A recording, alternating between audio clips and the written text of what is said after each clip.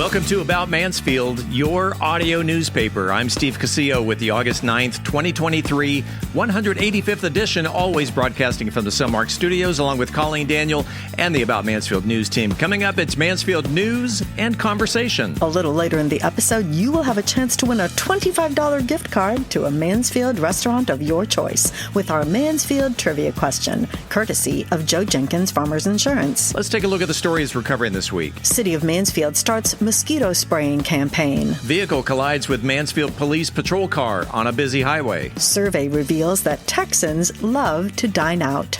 And in the talk segment, Steve talks one-on-one with social services professor Dr. Jandel Crutchfield.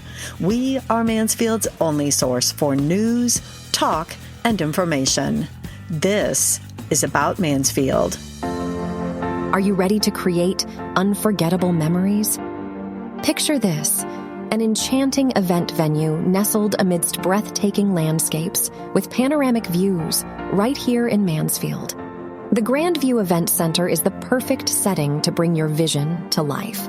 From intimate gatherings to large-scale extravaganzas, the Grandview has flexible spaces to accommodate any occasion, be it a wedding reception, corporate Christmas party, or community gathering. Book your next unforgettable experience at thegrandviewmansfield.com. That's thegrandviewmansfield.com. The Grandview Event Center, where memories are made and dreams become reality. Book your event today. Hey, it's Steve Casillo, and we all remember the storm that blew through our town back in June that pelted this community with baseball-sized hail. It did a ton of damage around Mansfield, including my own roof.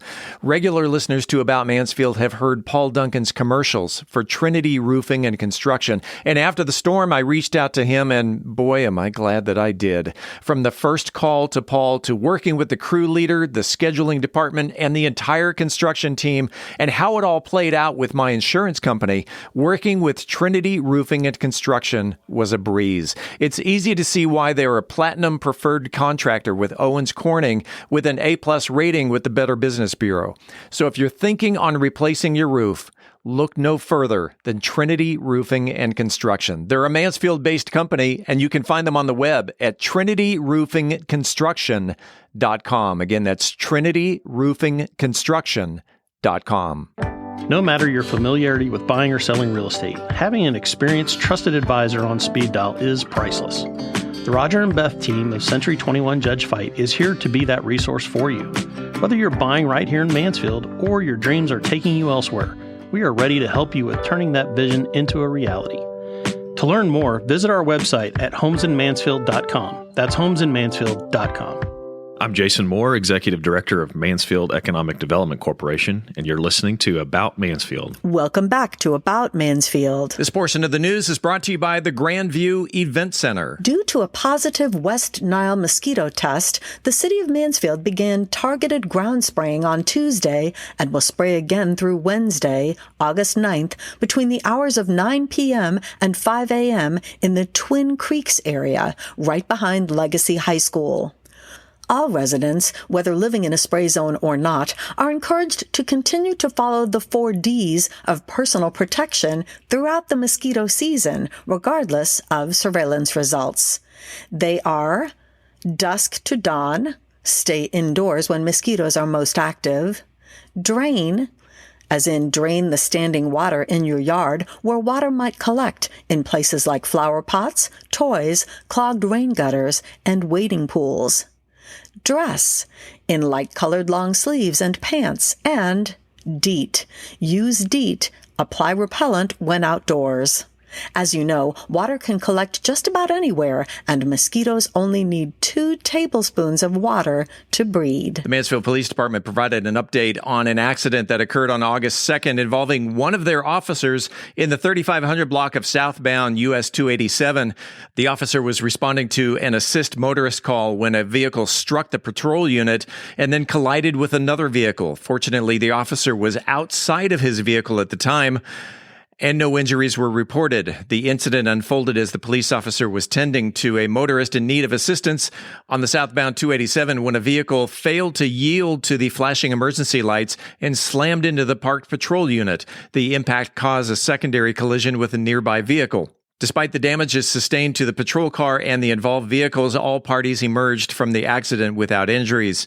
As a reminder, motorists are urged to give ample space and reduce their speed to ensure the safety of both law enforcement officers and stranded roadside vehicles when they see a patrol car with flashing lights on the side of the road. According to a new study, Texas ranks 7th among U.S. states that prefer to forego home cooking in favor of dining out. The study was conducted by consumer price transparency platform Pricelisto.com, which sought to find which U.S. states enjoy eating out at restaurants the most. To accomplish this, Pricelisto utilized Google Keyword Planner to compile a list of how many times people in each state searched for over 3,500 dining-related terms, including terms like best restaurant near me and restaurant menu, over the past year. According to the study, Texans averaged 64,255 monthly searches for dining out-related terms per 100,000 residents, the 7th highest in the country. So, who dines out the most? Number 6, Georgia. Number 5, Arizona. Number 4, Nevada. Number 3, Florida. Number 2, Hawaii. And the number 1 state that dines out the most? Colorado. According to the study, Americans spend between $20 and $75 on an average restaurant meal, depending on the venue size and number of diners. If you have a comment about the show, the news, or whatever's on your mind locally, the good, the bad, the ugly, what's on your mind? You can reach us by voicemail at 817-435-2938. Again, that's 817-435-2938. Go ahead and leave a voicemail, and you may wind up right here on the podcast. This coming Saturday, August 12th, is National Bowling Day, which pays homage to the phrase, set 'em up and knock 'em down. Question, do you know how to keep score in bowling? You can only knock down 10 pins per frame, and there are only 10 frames per game, so how does a perfect score add up to 300? It's a little more complicated than that, and I'm going to leave that up to you or the computerized scoring machine to figure that out. While it's possible that bowling-style games originated in ancient civilizations around the world, let's give credit to the modern game of bowling to Germany. Kegs were placed at the end of an alley, and Germans were to roll a stone attempting to knock them down. The motivation was that by knocking down the kegs, a person's sins would be reconciled. How does one celebrate National Bowling Day? By going bowling. And hopefully by this time next year, you'll be able to do just that right here in Mansfield when High Five opens. So, set 'em up, knock 'em down. Coming up after the break, we turn the page to the features section. High-risk pregnancy. Know what to expect. I'm Angel Biasatti with Methodist Mansfield, and we'll talk about it with maternal fetal medicine specialist Jennifer Hernandez and Methodist Mansfield News to Know. Opportunities do exist in today's high interest rate real estate market.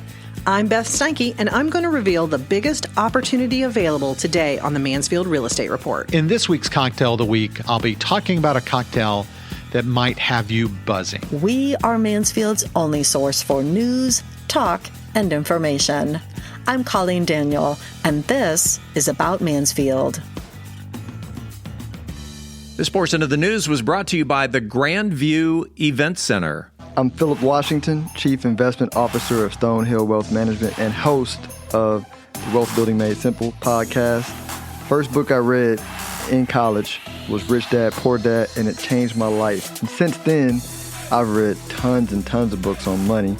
And what I've done is taken those lessons, simplified them, and I talk about those lessons on my podcast, Wealth Building Made Simple. So come hang out with us. We're on every major platform, Apple Podcasts, Spotify, and on YouTube. Wealth Building Made Simple. The housing market is evolving as interest rates rise to meet inflation. Speculation abounds as to what the future may hold. Do you have a trusted advisor?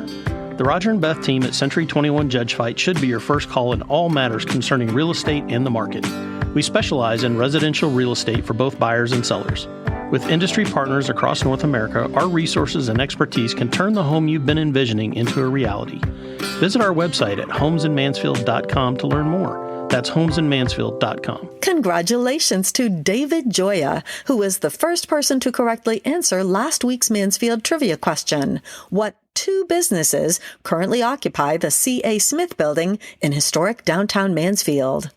David knew that the two businesses that occupy the C.A. Smith building are optometrist Dr. Robert A. Smith and Little Blue Goat. When we come back, this week's trivia question. This is About Mansfield. At Methodist Mansfield Medical Center, we've been caring for our home team for over 15 years. Today, you'll find award-winning physicians on the medical staff, advanced neurosurgery, a Level 3 trauma center, critical care for newborns, and comprehensive orthopedic care. Methodist Mansfield, delivering the care our friends, neighbors, and home team depend on. That's community, and why so many people trust Methodist. Hey, it's Steve Casillo. I want to take a second to tell you about Podcast Mansfield Recording Studio 3.0. It's where we record and produce the About Mansfield podcast episodes. What started out as an audio-only studio, Podcast Mansfield is now a full-service audio and video recording studio, complete with custom green screen backgrounds, 2 high-definition cameras, editing, mixing, and mastering capabilities, and we can also help market your podcast. Podcast Mansfield is home to such great locally produced shows, such as Wealth Building Made Simple, We Are TPM, and Wealth Think Tank Television, just to name a few. So whether you're a hands-on person or just need a place to record your podcast or need advice from concept to completion, Podcast Mansfield is here to help. Conveniently located on Heritage Parkway, just off of 287 right here in Mansfield. Mention the About Mansfield podcast, and you get to record your first episode at no charge. For more information on starting your podcast, or if you're looking for a better place to record, Podcast Mansfield Recording Studio can be found on the internet at podcastmansfield.com. Hi, this is Joe Jenkins with Joe Jenkins Farmers Insurance, specializing in auto, home, commercial, and life insurance. I was born and raised here in Mansfield, Texas. We're active in the community, and Mansfield's a town we really care about. Our office has over 30 years experience in the insurance industry, and we're passionate about what we do and about customer service. For a free quote, please visit our website at joejenkinsinsurance.com or give us a call at 817-472-6058. Once again, that website is joejenkinsinsurance.com. It is time. It is time. Right now, this very second, it's time for the highly coveted, wildly popular About Mansfield Trivia Question. If you are the first person to email the correct answer to trivia@aboutmansfield.com, you will receive a $25 gift card to a Mansfield restaurant of your choice. It's brought to you by Joe Jenkins Insurance. Whether you're looking for homeowners, auto, commercial, or any other type of insurance, Joe has helped Mansfield area residents understand the insurance coverage that best fit their needs since 2010. You can find him on the internet at joejenkinsinsurance.com. Let's get to this week's question. Colleen? Well, Steve, the subject of today's question grew up in Mansfield and began her education in Mansfield Elementary School. Upon completing high school in Fort Worth in 1921, she studied at Bishop College in Marshall, Texas, and earned her master's degree in education from the University of Colorado at Boulder. For 49 years, she served as an MISD teacher and principal for 3 generations of students, and a school is named in her honor. This week's question is, who is the person I just described? Email your answer to trivia@aboutmansfield.com. Again, name the person I just described. Good luck, and thanks to Joe Jenkins Insurance for the gift card. Hi, I'm Dr. Janine Huang with United Dermatology Associates, and you are listening to About Mansfield. Welcome back to About Mansfield, your audio newspaper.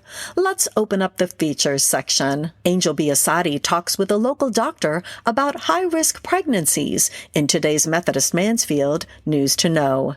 Angel? If you want to start a family or extend one, maternal fetal medicine specialist Jennifer Hernandez, what are some of the specific things that might contribute to a high-risk pregnancy, Dr. Hernandez? What I recommend for anybody considering a pregnancy in the future is to make sure you know your family history, make sure that you have all of your chronic medical conditions as well controlled and optimized as possible, and to make sure you're taking daily prenatal vitamins to reduce certain risk factors when you do get pregnant. We know that various complications can develop during pregnancy that can pose risks like preeclampsia, if you're having twins, placenta position, inadequate fetal growth, etc. Dr. Hernandez, what can a mom do to minimize the risk to her unborn baby? There are a lot of things we can control in pregnancy and a lot of things that are out of our control. Certainly, again, I recommend making sure all of your chronic medical conditions are well controlled before pregnancy, but coming to see a high-risk pregnancy specialist myself, and of course, starting with your obstetrician to make sure we know all about your chronic medical conditions and working to manage them throughout the whole pregnancy is the first and foremost thing I would recommend. But a lot of things like placental location and fetal growth, these are things that are sometimes out of our control. So don't feel like you're doing something to harm your baby or the outcome of your pregnancy. There are a lot of things that I, as a high-risk pregnancy specialist, would walk you through. But a lot of things that we can control, we work together. And a lot of things that we can't control, that's why I'm there to help out and guide you for the best management and outcomes. What can women do to prepare their body to have a healthy baby? In general, just taking good care of yourself, eating well, exercise is, of course, always ideal for everybody. Movement is good, and just maintaining a healthy lifestyle prior to pregnancy is first and foremost. But working with your primary care physician ahead of time to make sure that your chronic medical conditions are well controlled, that you're taking your prescription medications as recommended, avoiding alcohol, tobacco, illicit drug use, of course. These are all things that we don't recommend as you look forward to any pregnancy and during any pregnancy, but these are all things that you can do to improve all the outcomes that are in your control with any upcoming pregnancy. Dr. Hernandez, you had a high-risk pregnancy with twins a few years ago. Can you share your experience as a mom who's been through a high-risk pregnancy with us? Of course. Well, it's been more than a few years. They just turned 12, so they are growing up fast. It goes by very quickly. But yes, I do remember my pregnancy very well. I was also, yes, a high-risk patient and a high-risk physician at the same time, which was quite interesting to be on the other side of the table. But I trusted my medical team, of course, with every decision and let them guide me as much as I guide my own patients. But it was complicated from the minute we got pregnant until the minute we delivered, but we were just grateful for the care. And I actually delivered in Mansfield. So I remember that day, of course, very well and will always remember it. I'm very grateful for the care I received there and tell my patients about that all the time. But it's a wonderful place to deliver. And I, of course, trust to have my patients be taken care of there as much as I trusted myself to be taken care of there. Dr. Hernandez, what if a woman has a preterm baby at Methodist Mansfield? What do we have to offer? We are fortunate to have a wonderful NICU in our hospital. And of course, NICU stands for the Neonatal Intensive Care Unit. And not just accommodates preterm babies, but any baby that has needs after delivery. So a NICU is certainly important for any baby at any gestational age if there's any sort of condition that would warrant further evaluation and management after delivery. So the high-risk doctors work in conjunction with the neonatologists who manage the NICU, and we take care of your baby before birth and after birth in Mansfield, and that area is growing. Thank you for sharing. I know at Methodist Mansfield, there's wonderful parenting classes, social work assistants, physical therapists, dietitians, diabetic educators, and including Dr. Hernandez and others who are there to support you and care for you and your growing family. Thank you, Dr. Hernandez. That's Methodist Mansfield News to Know. I'm Angel Biasatti, reporting for the About Mansfield podcast. Realtor Beth Steinke shares opportunities in the Mansfield Real Estate Market update. Beth? You've been wanting to make a move, but it seems impossible. It's not. This past week, I helped a Mansfield family take advantage of the biggest opportunity available today in the real estate market. They needed a larger home and have been considering a move since before COVID. But one market condition after another just made it not a great time to pull the trigger. But finally, the stars aligned, the conditions perfect, and at the end of the month, they will be moving into their brand new construction home. Let's break down why the conditions are perfect now for them. Builders are offering tremendous pricing and buyer incentives as they hope to move through inventory they started building, and in some cases, building before interest rates shot up. Prices are trending slightly downward, which is to be expected since new construction was one of the biggest price gainers over the last few years. Builders are open to negotiating price and other terms more than they have been in years. But pricing wasn't the only thing that made it the perfect time for these folks. Some builders are offering interest rate incentives, and our buyers were able to secure the house they loved for many thousands of dollars off, but also able to secure it at a 4.99% interest rate on their 30-year loan at the builder's expense. That's a phenomenal rate, and even if they had waited until interest rate drops, they would have been waiting for many, many more months. One complication, though, the builder wanted this ready to buy, completed, new construction house closed within the next 30 days. And our buyers had a house to sell in order to buy this one. What is it that they say? Every problem is just an opportunity in disguise. Lucky for our buyers, we have several buy before you sell programs that solve this problem for them too. They will be able to get moved into their brand new home, make any final touches on their existing home to get it ready for market, and then we will list it and sell it for them, looking good and ready for its new owners. This family will be in their new home by Labor Day after waiting since early 2020 to make this move. There is no perfect timing when you need to make a move, but if we know what's important to you, we can work hard to mitigate the challenges and move the stars around a little bit and get you into the right house for you. If you've been thinking about making a move into new construction, now may be the right time while overall demand is lower and builders are more willing to work with you. Be sure to take your trusted real estate professional with you on that first visit to the model home so that they can bring the helmets and help you avoid all the landmines. Now, let's see what's happening in the real estate market locally. As of August 7th, there are 135 active and available homes in Mansfield, excluding new construction. This number is holding steady as it has all year. No big spikes or drops, which indicates homes are coming on the market and selling at a steady pace. Homes this week range from a $190,000 investor special, with the list topping out at $1.8 million. Some homes are brand new on the market, and others have been listed for more than 300 days. Last week, 15 homes sold in Mansfield at an average sales price of $424,000. Those homes were on the market for an average of 28 days. I continue to be impressed by the stability of real estate in Mansfield. We don't have the July market numbers yet, and it's been about a full year since the Federal Reserve started raising interest rates at a staggering pace. So it will be interesting to take a look when those numbers come in. Do you have a real estate question I can answer? Send me a message via email to info@aboutmansfield.com.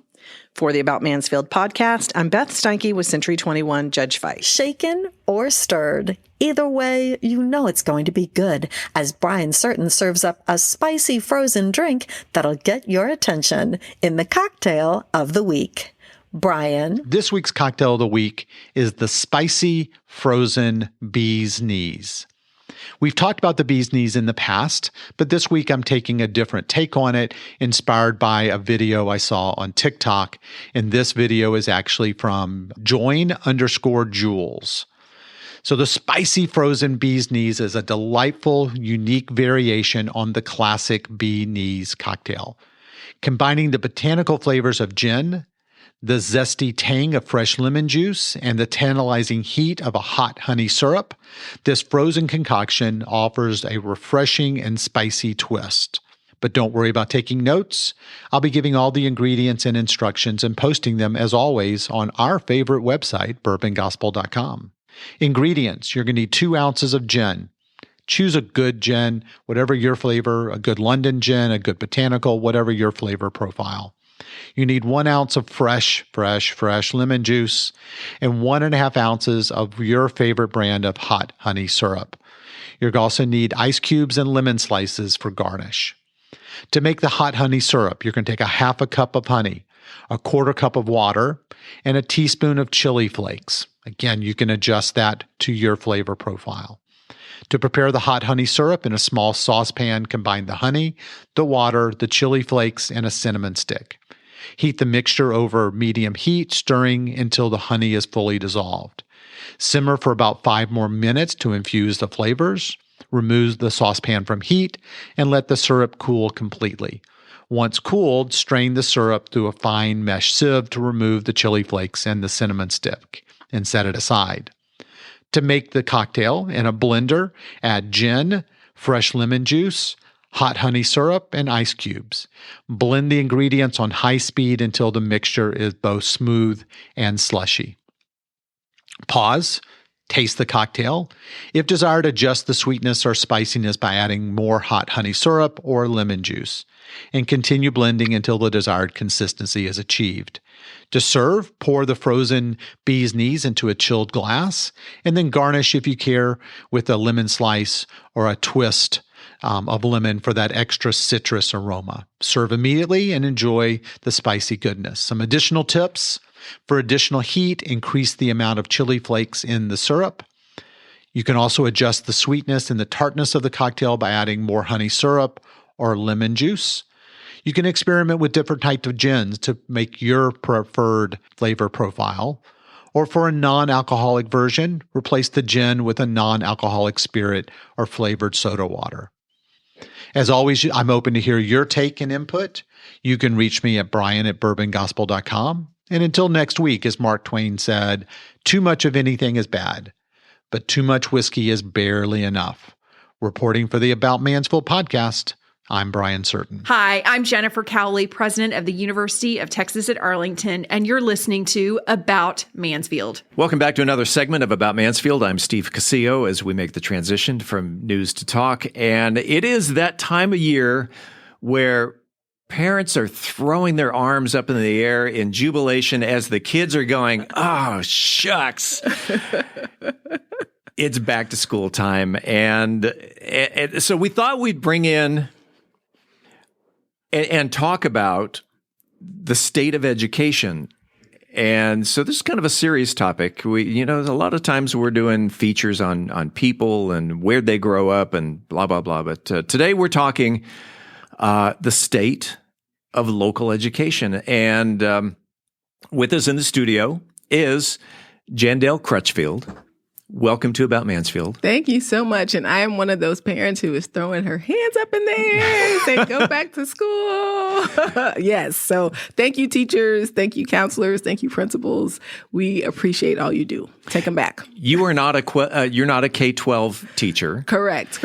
Are you a K-12 parent? I am. So I have a rising 6th grade boy who is going to Donna Shepherd in Mansfield ISD. And then I have a rising 4th grade daughter who attends Irma Nash Elementary. So I am definitely an MISD parent. All right. So the state of local education, the following, if we can throw this little disclaimer out there, is that of an MISD parent. Correct. But your knowledge of education goes a little further than that. Yeah, absolutely. Yeah. So I am currently, what brings my family and I to Texas is my current position as a professor of social work at UT Arlington. So we moved here 5 years ago for that role. But prior to that, prior to earning my PhD, I served in schools as a school social worker. So I've been on the staff side. My husband is a former teacher, former principal. So when we support and love on teachers, we know what that actually means. And so a school social worker, people sometimes are like, well, what in the world is that? A social worker helps everybody in the building get to the business of education. Yeah. So students, parents, families bring lots of issues with them. And so we're helping them to find solutions to that, teachers included, principals included. What can everybody agree on so we can get back to the business of learning? And when we talk about education today, kids are bringing to school more issues than ever. No. Honestly, yes, they are in different ways. And so social work is near and dear to my heart, but I've seen it up close in schools. And so most of the schools I worked in were in Louisiana and Mississippi. But I have that background as I serve, volunteer, and do other work in MISD. So you, in the in the big pool of education, you've done more than just dipping your toe in the water. Oh, absolutely. Absolutely. Yeah. You're a swimmer. Yeah, I'm a swimmer. That's a good thing to say. Yeah. You're a deep diver. I'm a deep diver. Oh, there you go. Absolutely. Trying to find solutions when people are ready to kind of give up on kids. And so realizing that there's probably something that can be done. And while you are the business of teaching and running your school, let us social workers be able to step in and fill in the gap. When did your experience of social work begin? So I like to say that I was a social worker kind of always because, right, like the qualities of dignity and worth of a person and social justice and all of these things that social work stands for. I'll never forget kind of standing at the bus stop and, sticking up for my brother as he dealt with some other people that were having some conflict. And so that push to make sure that people are having a good experience themselves, I think has been something that's drawn me to social work, and particularly in schools, right? So social workers can do lots of things. They're out there in healthcare settings. They're out there in government. Of course, in child protection services is where most people see social workers. But the reason I think about social work in schools and what drew me to that is just my own family's experience and student experience regarding education. So we know even in the same household, educational experiences can be vastly different. Sure. And so we even have this last 3 weeks, a cousin of mine who's here from California. He's 9, just like my 9-year-old daughter. They have been having a blast. But over these 3 weeks, I've noticed the differences in their educational experiences. And so he has not necessarily received the types of services that are supportive to his learning differences in special education, whereas my daughter, who has had speech services and MISD, has gotten the things that she needs. And so their experiences being vastly different will lead to vastly different outcomes. And their experiences now, I think, can be linked all the way back to the education of their grandparents. So yeah, no, seriously. And that's interesting because I was going to ask to go back 10 years, but now we're talking 2 generations. Yeah, absolutely. So the differences in education now, as opposed to now, again, I was going to say, just what are the differences in education between now and 10 years? Yeah. Let's go. Okay. You mentioned it, grandparents. What are some of the differences in education between current day and let's go back 2 generations? Yeah. Well, there are lots of legal ramifications that have been coming from the federal government, right, in terms of access to services. So, for instance, with my cousin, his grandmother probably was able to go to the 5th or 6th grade in Louisiana. We asked students to be in school, right? So this is like, 40-ish years ago, but really not that long ago. And so compulsory attendance laws, right? And how schools are funded based on students coming to school, those things are definitely more stringent in today's educational pool. I think in terms of the pressing needs, what I think from a social work perspective is having to deal with the whole student experience because schools are there to educate. And so there's been this question of, well, do we have to do anything else? Do we have to account for social needs or economic differences or the fact that even in Mansfield ISD, we have students that are immigrants or refugees or Ukrainian students. And so those things I think are pressing because there are limits to funds and how you can use them, what staff you can hire to be able to support the things that you hope to do for all of the students to have the unique experience that you want them to have across the board. And how is it possible then, or is it possible to, you've got a variety of races, you've got and ethnicities, you've got those of different lifestyle choices, how is it possible that everyone gets an equal education? Yeah, I think it is part of the vision of a local school board. And so local governance that sets a vision for that. If that's not a vision that's set, then that's not something a superintendent or staff go out and try to do if it's not important. And so when we talk about the role of school boards, they literally are the people who say, today we're going to focus on reading versus math. And so if we think about the student experience and the equity of experiences, that has to be something that's set as a vision. And then a district superintendent and staff can work towards that. And we have, in Mansfield ISD, I think we have brilliant enough staff to be able to come up with solutions, but they have to work on what the vision is. When it comes to a school district, we've yet to narrow in on Mansfield ISD, which it's coming. Is there a pecking order in terms of the list of concerns? I wrote down a few words: education, safety, nutrition, technology. All the things. Oh, yeah. And I would assume there are more things that go on that list. But is there, what's most important when it comes to the children? Yeah. So I think that a school district's main consumer is the student. And so student achievement is the business of schools. And I think all of the ancillary things, so whether we're talking about safety or we're talking about technology or we're talking about support services, social emotional learning, all of that is to support the idea of learning. And so for your particular district, and you talk about the differences in race, ethnicities, languages, nationalities, you have to be able to come up with the right formula of those types of services that facilitate learning. And so there, for each district, that's a different pecking order. But at the very top is the student achievement of all students. That's how districts are measured. And so figuring out what that formula or that balance is to help your students to be able to achieve at their highest level is what it takes. And then what role does the school board have in addressing these concerns? Yeah, so they allow the staff to be able to chase these types of goals, right? Again, if the school district the school board has not identified the needs that are pressing in terms of student achievement in a certain area with a certain subgroup, they are not setting the vision for staff to then be able to come up with solutions. Staff tend to have solutions, have ideas, but they're only able to work towards whatever that vision that is set. So they have oversight. They set the direction for the district. It not only happens locally. I've seen it around a lot of the districts around North Texas. Are you seeing more politics getting involved in school districts? Yeah, I think because, again, the school board is setting the vision for the district.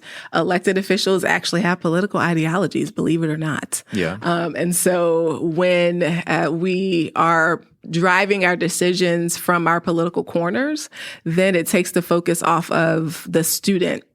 And so I think there are ways to be able to try to work together on a targeted vision or issue. But defining that, I think, is what's clouded when we talk about politics. And so if it's not looking at data for my district and seeing that our third grade reading is subpar and we need to improve that, it is, I had this gut feeling that I want to talk about this other pet project that I have according to my politics. And so it moves us away from data, which again, is how we determine if students are achieving or not. So I definitely have seen that be a challenge for school boards. So if the reading is subpar, and if the reading not only of this child, but of the reading of a group, would that be a situation where our school district rating would drop? Oh, absolutely. So districts everywhere, in North Texas in particular, have been grappling with changes in the Texas Education Agency. And some districts have been better about letting parents know,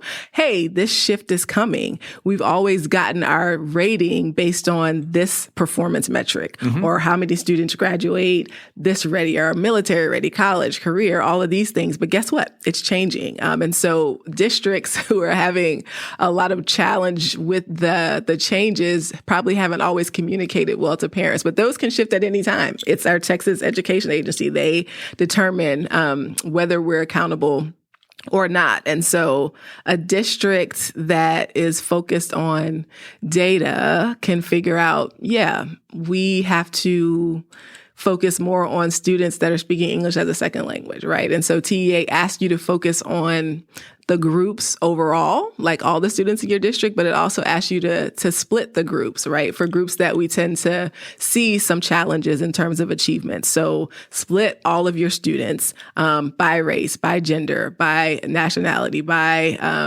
English as a second language, by ability, and see if they're also doing well. And so that really is sometimes a challenge, because overall we might look like we're doing well, but what are our specific groups doing and who actually needs a different shoe? I've spoken at school board meetings before to talk about making sure our individual shoes fit. Yeah. And so that's what TEA, Texas Education Agency, is asking us to do, right? Not to have our students who are differently abled wear shoes for people who don't have the same needs that they have, right? And so if I wear a size 10, don't try to force me to fit a size 8. And that just is a normal thing, giving kids the shoes, right, that they need to be successful.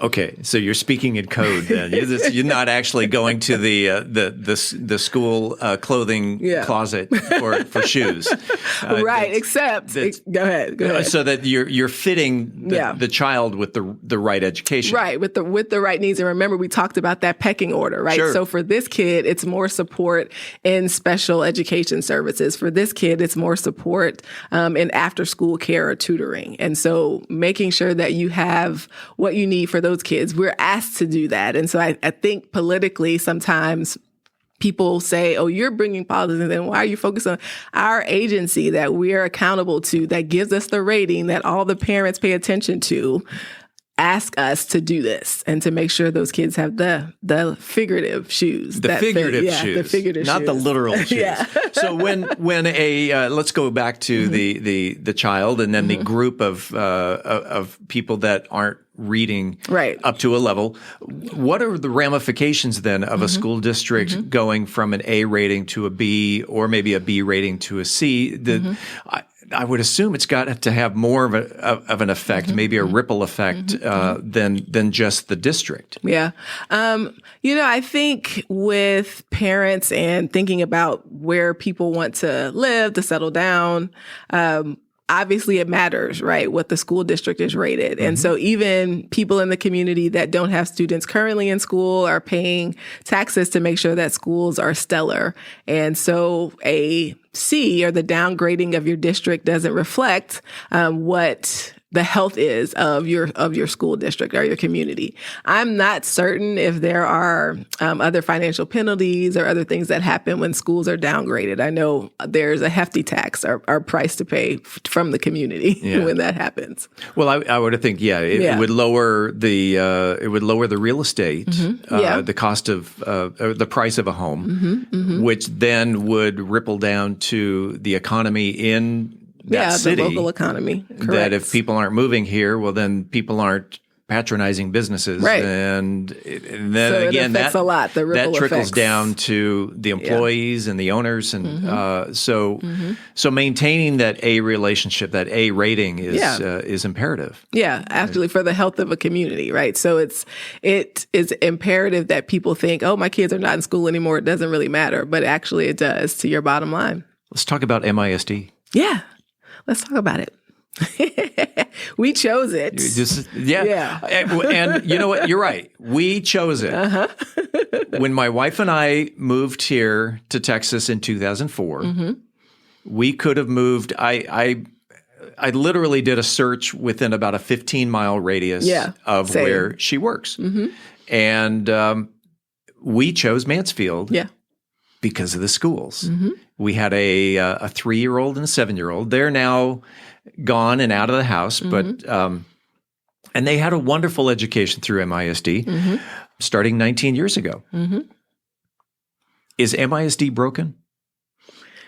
I don't think MISD is broken. So our experience, we've only been here 5, so we haven't been here 19 years. And so we similarly moved here, looking around, obviously proximity to UT Arlington, but also a growing, changing diverse district, because there's lots of high-performing districts, which Mansfield ISD is one of them. But the growth, change, and diversity of Mansfield ISD is what drew us to settle down roots here. And so I don't think Mansfield ISD is broken. I think we have staff. I think we have district administrators. We have leaders who are capable of coming up with solutions to things. I think potentially defining the challenges with the rapid growth and change demographically. This district is now a majority minority district. That's different. That comes with its own opportunities for change, for growth, for development. And so I think defining where we need to go, I think there's a challenge that people have seen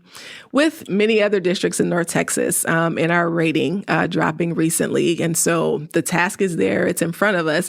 It may need to look different. What's worked in Mansfield in 2004 for your family may not be the solutions of old that we need, but I feel, capable that our staff are capable of trying to come up with some of those solutions. And so what are the solutions? First of all, what are the problems? And then what are the solutions? Yeah. So I think the challenge is we want to be an A-rated district. And so what that means is, where are we seeing lower student performance over time?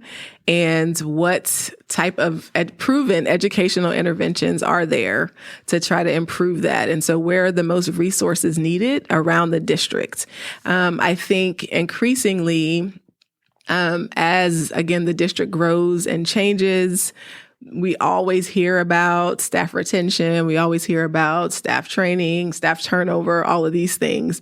And so making sure that there are all the positions staffed, and so that students are getting consistent education with people who can follow them throughout their, the year and as those things happen. But I think really a lot of the challenge is defined around the specifics of student outcomes. And so I know from attending board meetings that our current results from the spring, I think we don't have them yet. And so it'll be interesting to see with the new STAR that's been implemented where students fell. Because I know for the last year, that's been the target. This test is changing. We're preparing our students as best we can. We're doing, extra to try to do that. Well, where did it land us? And so I think it'll provide more opportunity there. But again, without having all of the metrics on that, I don't know specifically where, Mansfield ISD should be focusing, but making sure that students have the services and supports that they need to be able to get to those. And I think that's something they've tried to do. You mentioned the STAR test. A lot of parents go, yay